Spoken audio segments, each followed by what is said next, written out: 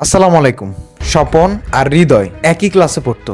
স্বপন পড়ালেখায় ভালো ছিল, কিন্তু হৃদয় পড়ালেখায় ভালো ছিল না। স্বপন সবসময় পরীক্ষাতে A+ পেত, সবসময় ভালো রেজাল্ট করতো। স্বপনের কে নিয়ে শিক্ষক যারা আছে সবাই তাকে নিয়ে প্রশংসা করত।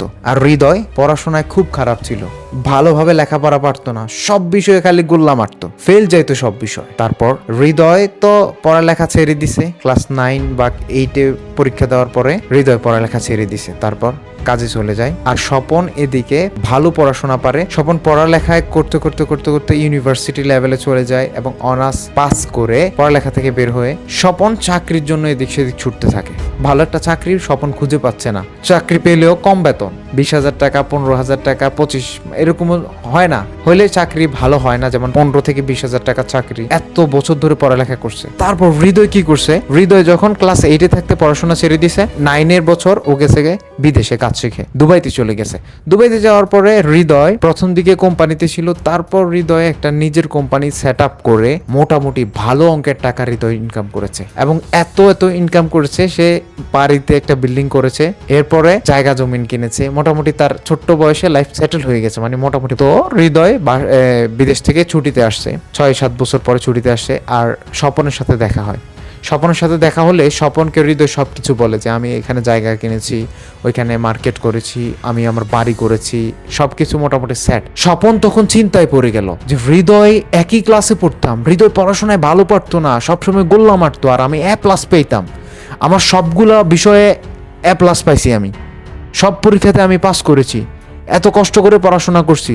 কিন্তু দেখুন, হৃদয় আমার মতো বয়সী, আমার ক্লাসমেট হৃদয় সফল হয়ে গেছে, আর আমি এখনো একটা ভালো চাকরি খুঁজে পাচ্ছি না। তো আজকের যে পড়াশোনা, আজকে আপনাদের জানাও যে পড়াশোনা আসলে কি জীবনের জন্য আমাদের সম্পর্কিত আছে। তো আজকের ভিডিওতে আমরা এডুকেশন সিস্টেম নিয়ে কথা বলবো। আজকে জানার চেষ্টা করব যে আমাদের দেশের এডুকেশন সিস্টেম আমাদের কি শিক্ষা দেয়, কি শিক্ষা দেয় না, পড়াশোনা কি, এডুকেশন কি, এবং এডুকেশন করে আপনি কি সফল হতে পারবেন কিনা। মানুষ বলে স্কুলে গিয়ে কয়জন কি করছে, তা আসলে এর বাস্তবতা সম্পর্কে আজকের এই ভিডিওতে আমি পুরোপুরি আলোচনা করব। তাই ধৈর্য সহকারে 5 থেকে 6 মিনিট ভিডিওটা দেখুন। নাম্বার 1, পড়ালেখা কি, এডুকেশন কি। এডুকেশন মানে কি A+ পাওয়া? এডুকেশন মানে কি 80-এর উপরে মার্কস পাওয়া? নাকি এটা আমার জীবনের জন্য আমরা শিখতেছি? এডুকেশনটা হচ্ছে আপনি রিয়েল লাইফের স্কিল শিখা, কিন্তু আফসোসের বিষয় এটা আমাদের শিখায় না। স্কুল থেকে আমরা কি শিক্ষা পাই?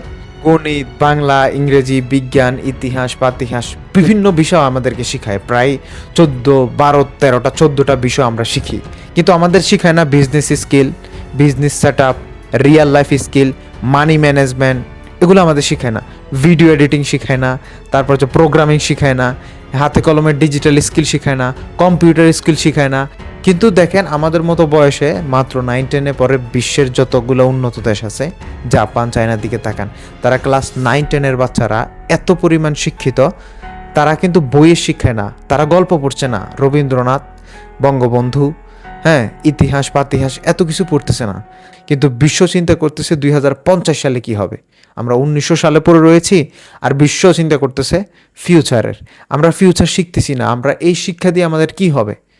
আমরা দেখেন, আমাদের স্কুলগুলোতে যারা পড়ে, আমরা নিজেদের কথাই বলতেছি, নাকি প্রোগ্রামিং পারি, নাকি কম্পিউটার একটা স্কিল পারি, নাকি দেখেন কম্পিউটার স্কিল বলতে কি MS Word, MS Excel, PowerPoint, MS Office, এগুলোই।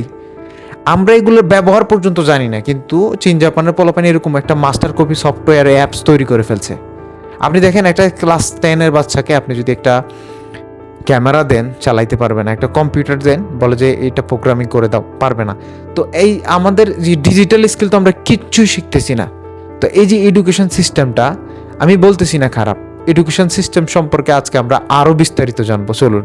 আজকের পৃথিবীটা পুরো বদলে গেছে। এখন সার্টিফিকেট নয়, দরকার কমিউনিকেশন করা, ক্রিটিক্যাল থিঙ্কিং, AI এর ব্যবহার, video editing, programming, sales, marketing, English এবং পাবলিক স্পিকিং, ফাইন্যান্সিয়াল লিটারেসি, এগুলো। তাহলে আপনি বলবেন যে স্কুলে যাওয়ার কোনো দরকার নাই। একদম তা নয়। সবচেয়ে বড় প্রশ্ন হলো, আপনি কি পরীক্ষার জন্য পড়ছেন নাকি জীবনের জন্য? কারণ ডিগ্রি আপনাকে একটা দরজা পর্যন্ত নিয়ে যেতে পারে, কিন্তু সেই দরজা খুলে সামনে এগিয়ে যাওয়ার জন্য, আপনার ফিউচার সেট আপ করার জন্য আপনার অভ্যাস এবং শেখার মানসিকতা যথেষ্ট। তো হৃদয়ে আর স্বপনের গল্পটা থেকে আমরা একটা জিনিস শিখতে পারি যে আসলে বাস্তব জীবনে রিয়েল লাইফে সফল হওয়ার জন্য আমাদের A+ পাওয়ার দরকার নাই। রিয়েল লাইফে সফল হওয়ার জন্য আমাদের রিয়েল লাইফের বাস্তব জীবনের শিক্ষা অত্যন্ত জরুরি। আমরা বাস্তব জীবনের কিছুই পারি না, বিশ্বাস করেন, না পারি। আমরা কোনো কম্পিউটার স্কিল নাই, বাস্তব জীবনে কিভাবে আমরা সমস্যা প্রবলেম সলভিং করব, কিভাবে আমাদের মানে কোনো কিছু আমরা এগুলো পারি না। আমরা পারি না কেন? আমরা মানে কি আমাদের স্কুল থেকে শুধু রবীন্দ্রনাথ 52, 53, 54, 55 সালের 1900 সালের গল্প পড়ে আসছি।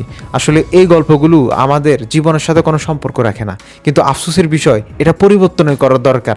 আমি মনে করছি আমি এটা বলতেছি না যে শিক্ষা ব্যবস্থা খারাপ বা আপনি স্কুলে যাইয়েন না, স্কুলে যাইলে আপনি কিছু শিখতে পারবেন না, বা স্কুলে যাইলে আপনি নৈতিকতা শিখতে পারবেন, আপনার যেটা দরকার এটা শিখতে পারবেন না। আমাদের দরকার ভবিষ্যৎ চিন্তা করা, কিন্তু আমরা তো পড়ে রয়েছি গততে।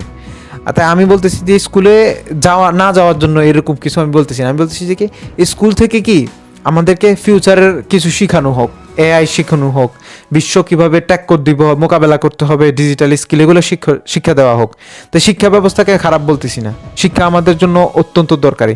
আমাদের যে শিক্ষা দেওয়া হয় এগুলো আমাদের নৈতিকতা শিক্ষা দেয় এবং আমরা ইতিহাস পড়ে অনেক কিছু জানতে পারি। শিক্ষার মাধ্যমে একটা মানুষ জাতির মেরুদণ্ড গড়ে। কিন্তু দেখেন আজকে আমরা জাতির মেরুদণ্ডগুলো কিভাবে পঙ্গু করে দিচ্ছি। আমরা মেরুদণ্ড তো শক্ত হয়ে উঠতেছি না, আমরা ভবিষ্যতের জন্য গড়ে উঠতেছি না, আমরা কি শিখতেছি। তাই আজকের এই বাংলাদেশকে যদি আমরা 2050 সালে কল্পনা করতে চাই বা 2050 সাল 30 সালের সাথে আমরা মোকাবেলা করতে চাই, আমাদের ডিজিটাল স্কিল শিখতে হবে। মানে শিক্ষা ব্যবস্থাকে আমি মনে করি যে একটু পরিবর্তন করার দরকার। এই শিক্ষা ব্যবস্থা দিয়ে আমরা কিছু করতে পারবো না জীবনে, আমরা রিয়েল লাইফে কিছু শিখি না। আমরা তো শুধুমাত্র স্কুলে গেছি, আসছি রবীন্দ্রনাথ আর যুদ্ধের কাহিনী পড়তে পড়তে আমাদের জীবন শেষ। তা আমাদের জীবনটা আমরা স্কুলে শেষ করে ফেলেছি, আমরা শিখতে পারি না, বা যতটুকু পারছি আলহামদুলিল্লাহ। কিন্তু আমাদের ভবিষ্যৎ প্রজন্ম 1-2 বছর পরে আমি চাই যে এডুকেশন সিস্টেমটা একটু চেঞ্জ করার দরকার। এডুকেশন সিস্টেম থেকে আমাদের ভবিষ্যৎ যারা আসবে তারা ভালো কিছু শিখবে। আপনারা কি বলেন একটু কমেন্টে জানিয়ে দিবেন।